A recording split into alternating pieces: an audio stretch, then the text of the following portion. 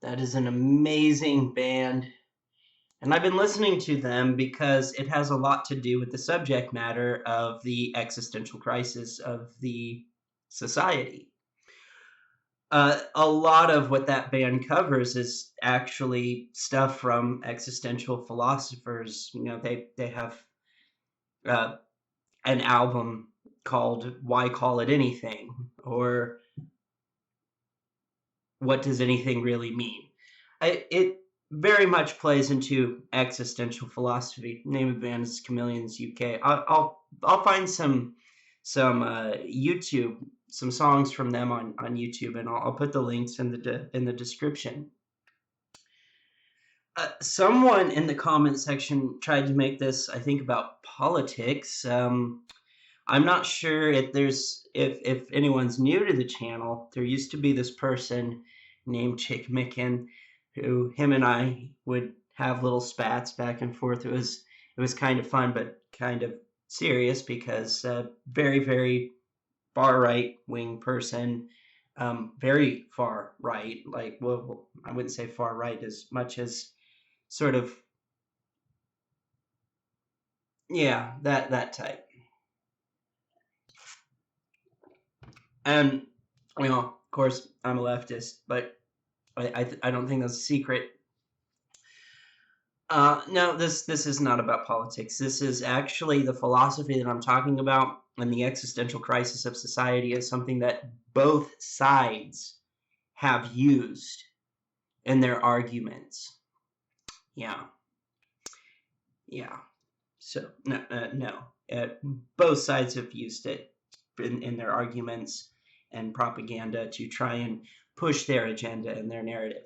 So it's interesting, but no, it's not communism. It's not any political side. It's an observation of society itself. And I went over a lot of things that I think were less about the. It was supposed to be about happiness being the illusion, and it's not actually this obtainable state of mind, that it's a, you know, it's just a fleeting emotion. It comes, it goes. But I think a lot of people got that impression anyway. And you know, it's pretty obvious. I think it's pretty evident that a lot of people tried, or the institution itself, or society itself, or we as in society have sold ourselves on this idea. Or as Edgy Intellect put it, he was talking about how, like, Christianity, Disney, that kind of thing have tried to sell people on this fairy tale of you know, like true love lasting forever, kind of like Princess Bride type shit, or happy endings always happen kind of thing, and it doesn't. It's that. Actually, I watched a video by TJ Kirk recently where he talked about that. He said focus on a goal and try to achieve that goal, but don't try to focus on obtaining happiness. And actually, I think that's probably what existential philosophers would recommend, and is a tactic that's used in psychology today. That's where the whole clean your room comes from. It sets a goal. You accomplish the goal. What that's supposed to do is it's supposed to tap into the reward center of your brain instead of instant gratification, which is the pleasure center. It's supposed to go to the reward center, which is different somehow, but that's the idea behind it, and that's what they're doing in psychology with that is actually something I find interesting. Started with existential philosophers. Anyway, so I went over the aspects of, I think I'm just going to talk freely through it again because I went over so much. So I went over the aspects of things that try to profess happiness that are illusionary. I didn't go over social media. That's one very narrow lens, um, very toxic, very narrow lens on reality. And I'm sure I'm included in that. And the thing I don't know, that probably has more to do with, like, we sort of gravitate towards like-mindedness, towards things that are more confirmation bias. But unfortunately, social media, because of that, does offer us a very, very, very narrow view of reality.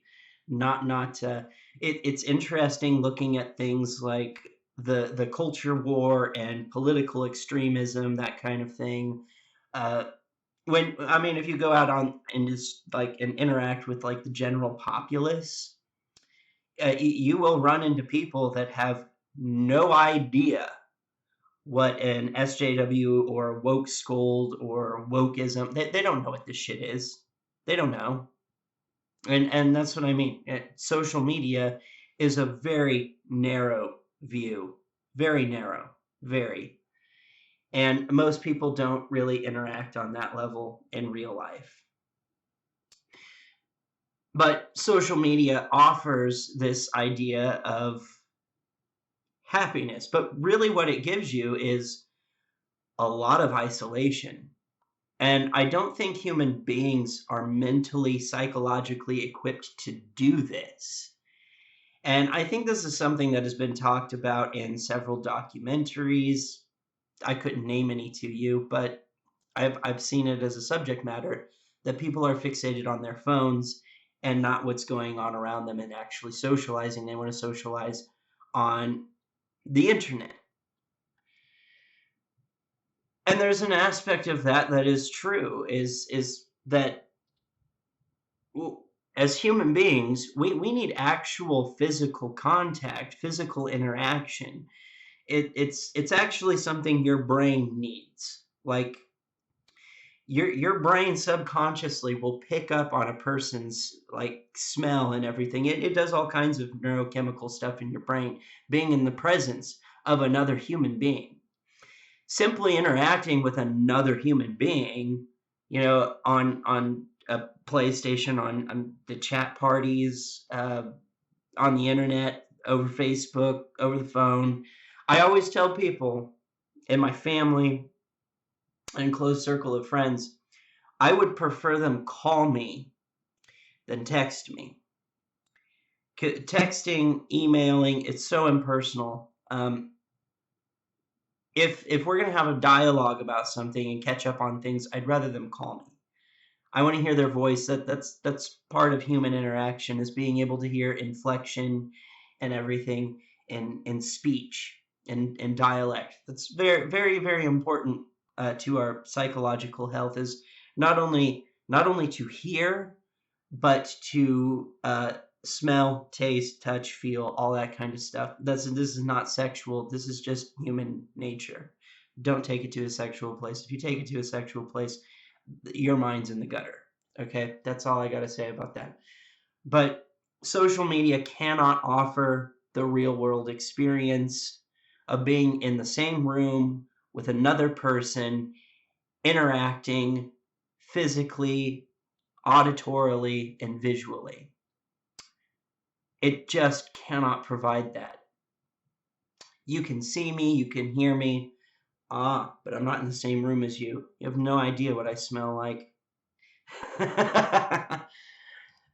So I also went over the corporatism, it becoming really hard to achieve self-actualization, which really makes me want to go over Maslow's hierarchy of needs for sure, so people understand that a little bit better. I think most of the people who watch my content, though, will already understand that. Commercialism, obviously, consumerism. Oh, buy this thing; it will make you so happy. And again, it's bullshit. And then society itself is, we as society. I've mentioned this before. We could have created society almost any way we wanted to, because it is something we created. It's not something that exists in nature. You do have to account our human nature. We're a tribal species. We're not a pack animal. We're a tribal species, and we do have to account for that. We do naturally gravitate towards a system of hierarchy, but there's I think you can have a strong leader without them being a dictator. That's a tricky one. So the answers to these are also tricky, because I don't you can point out these inadequacies within society and say, well, these things are antithetical to our own psychological and physical health. But what do you do about it? Because I mean, you really have to change society at a fundamental level, because you would have to give bereavement time, more than just 2 days. I mean, you would have to come to the exception. You would have to accept the reality that everyone grieves differently, and that significant loss within a person, it could take them a really long time. And a lot of society doesn't do that. A lot of society is very antithetical to embracing somebody that needs support during emotionally trying time. Society is very, very much against, like, if I were to say, like, a person needs, like, if I were to say that we need to put regulation and stipulating to corporations that during bereavement time that they need at least 6 months off, I think a lot of people would have an issue with that, but is that unrealistic to our actual human needs?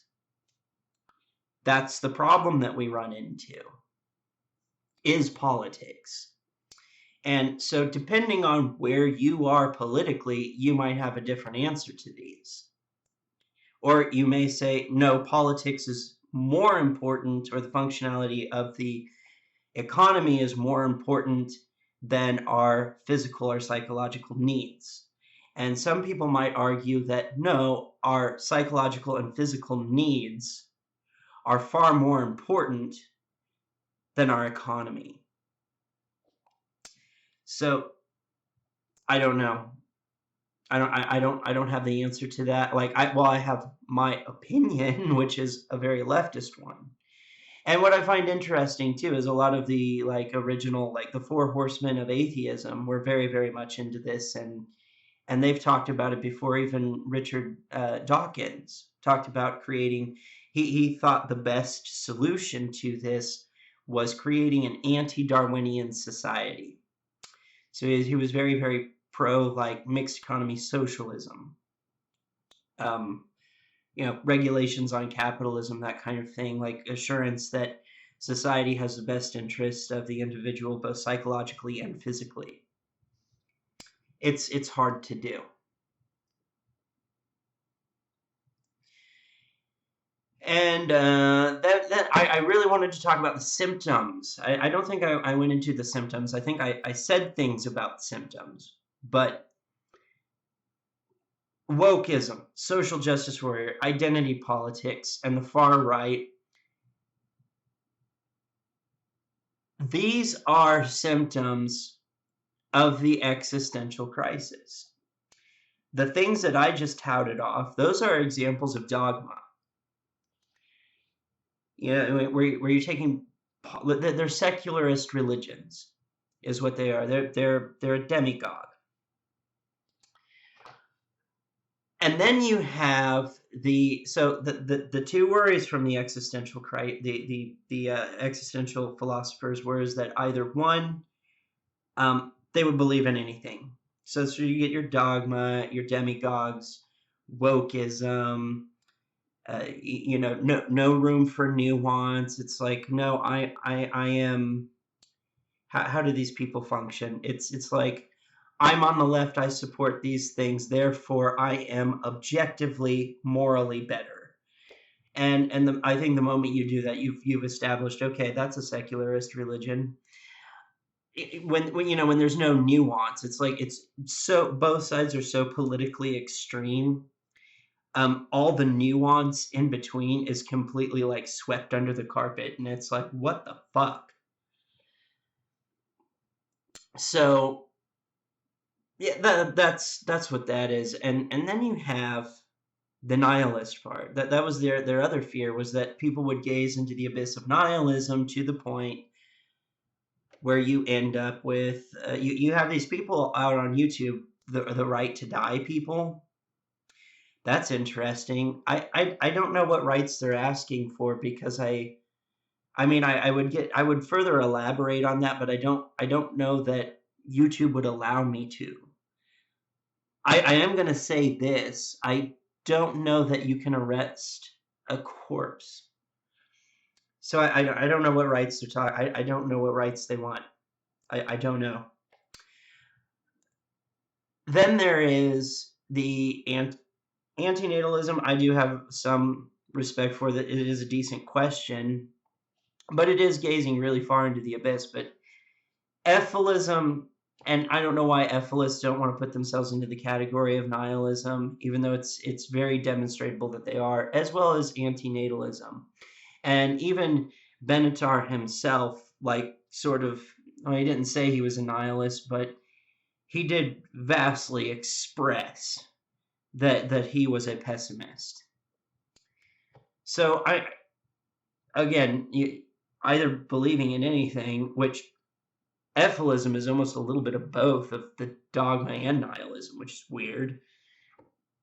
And then you have, the antinatalism, which, like I said, that's an interesting question. Is it ethical, moral for reproduction when, as from an atheist perspective, nothing, this is all meaningless?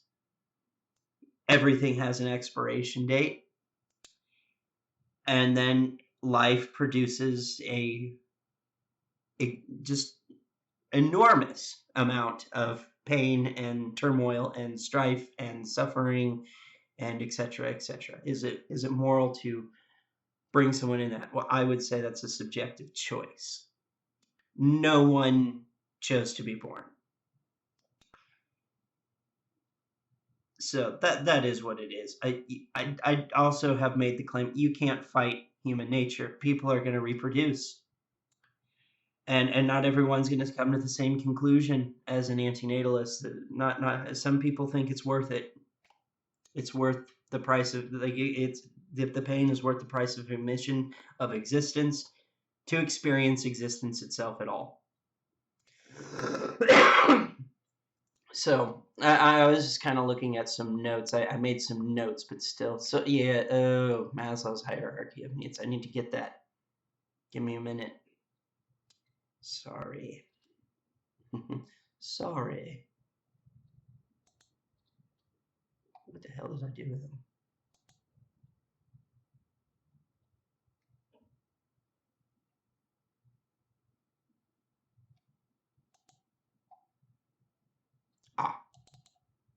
Found it. I know I lazily showed the pyramid, but I wanted to talk about this. So think about this in terms of society. Like, right off the bat, psychological needs physiological needs. That makes more sense. Physiological needs, breathing. Okay, society's not stopping that. Food. I hate to be the bearer of bad news, but there are people that are starving in the United States. It's true. Water. Sex. Sleep.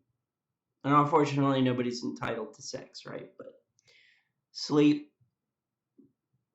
Homeostasis.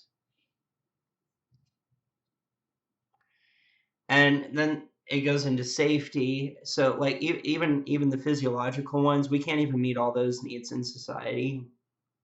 food, water. But then it goes in security of body, of employment, of resources, of morality, of the family, of health, of property, friendship, family, sexual intimacy, self-esteem, confidence, achievement, respect of others, respect by others. And then at the top is self-actualization, which can be interpreted in many ways, but it's supposed to be like when you attain what you aspire for, what you aspire to be. That's ultimately what we hope society can do, is that what you aspire to do in your life is what you contribute to society. That's not what happens, though. Take it from me. You can go to college and get a decent education, a nice education, one that isn't gender studies or liberal arts. I'm not going to go into that argument. But you can get a degree in something that is marketable at the time, and then 2 years later when you get out, it's not marketable anymore. And so you end up with a degree, but you end up working in management for customer service in retail or in a warehouse. That happens. Absolutely. And that's what I mean. This is not what people aspire to do. They do it to survive. And all I'm saying, like, this is like my personal perspective on it, is why do we play this game where we pretend, like these companies pretend, they give you these little suits and everything. They say, welcome to the family. Welcome to whatever. They try to make it feel very, very communal. Like you belong here. This is your pack. This is your tribe. This is your identity. And I don't know that anyone goes to work and feels like the company they work for is their identity. So can we stop pretending? Like, can we stop doing that? Can we stop pretending that we love to go to a job that we have no aspiration to do? That we do it solely for the fact that we need to survive. We need to make money to survive. Why do we have to play this game and lie to ourselves? Lie to society, lie to our employers. Our employers lie to us back. We're just not being honest with ourselves. And, deep down, we're like, I mean, look at commercials, okay? Look at commercials for career choices. Maybe I'll find one on the internet and I'll show it to you real quick. But commercials where, that they show the person that's helping the customer, and everything's happy and glee and just like this fantasy that I have never seen in my life. I have never seen that level of enthusiasm, and if it ever was there, it's an act. Why can't we be honest about that? And I think deep down inside, most people actually feel soul crushed. They go home and they drink themselves to sleep, or whatever, what other form of escapism that they do to escape the annoying fundamental reality that they have to live and die for something they don't want to stand for, and that they have no choice in that. And all I'm simply saying is, why can't we just simply acknowledge that? Like I said, there are occupations out there that people aspire towards, obtain, and like. That does happen. Very fucking rarely, though. Very fucking rarely.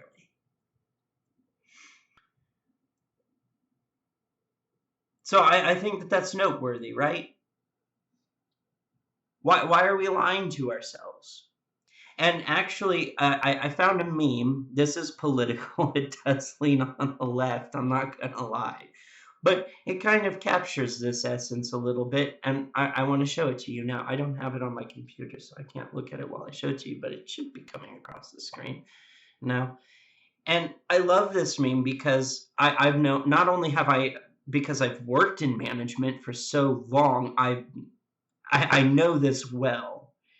And yeah, it does give you this sort of like working in that environment and being treated like you're supposed to live and die for this company.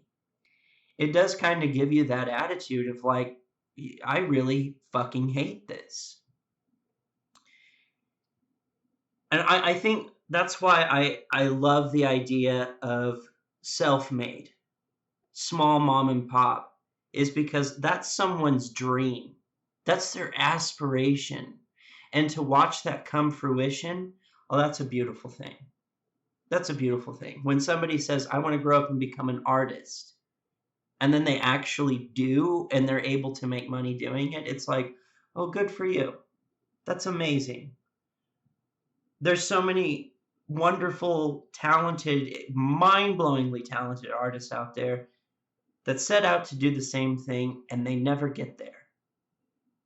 So when someone does get there and they do it, it's like that is amazing, especially when it's really authentic.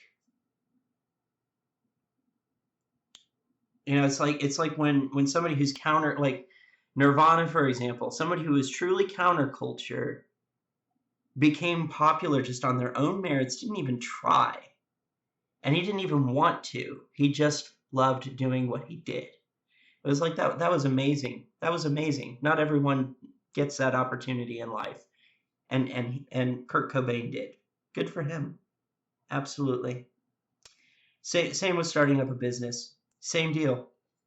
If your dream and aspiration is to become a baker and you create a bakery and it's successful and you can do that to the day you die, that's a beautiful fucking thing. It's something that you can take pride in. It's yours. It's everything an existentialist philosopher or a psychologist would hope for their patient. All right. So I thought about like being ironic and flipping the videos, talking more about the false illusion of happiness on this one, and because I talked so much about other aspects of the existential crisis of society in the first one. I'm telling you though, I've gone over this stuff before. And like I said, just talking to my friend Cassandra, she made me think, well, I guess I should make another video about it. Because I ended up explaining this stuff again, and I'm like, well, I guess I should.